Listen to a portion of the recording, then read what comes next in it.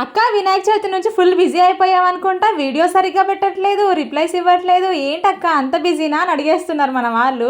నిజం చెప్పాలంటే నిజంగానే బిజీయే. వినాయక చవితి రోజంతా ఇంట్లో పనులు, పూజ, పని వీటితోనే సరిపోయింది. తర్వాత ఇంకా సాయంత్రం మండపం దగ్గరికి వెళ్ళాము. మా ఇంటి పక్కన వినాయకుని పెట్టారనమాట. ఇంకా రోజు పొద్దున సాయంత్రం అక్కడికి వెళ్ళి రావడం ఇవే పనులు సరిపోతున్నాయి. వీటితో పాటు ఇంట్లో పనులు ఎలాగో ఉంటాయి కదా.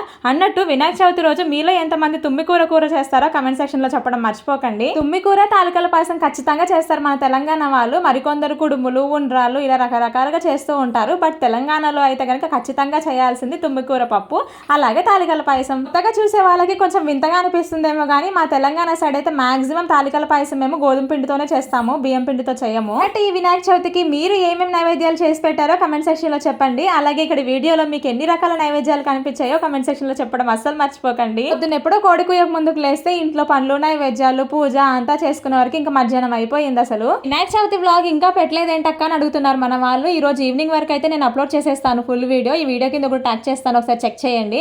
అలాగే ఇన్స్టాగ్రామ్ లో చూసే వాళ్ళకైతే వీడియో లింక్ నేను స్టోరీలో ఇస్తాను. ఈ రోజు వినాయక చవితి రోజు వీడియో పెట్టి మిమ్మల్ని విష్ చేయడం కుదరలేదు, అందుకే ఇప్పుడు విష్ చేస్తున్నా. అందరికీ హ్యాపీ వినాయక చవితి.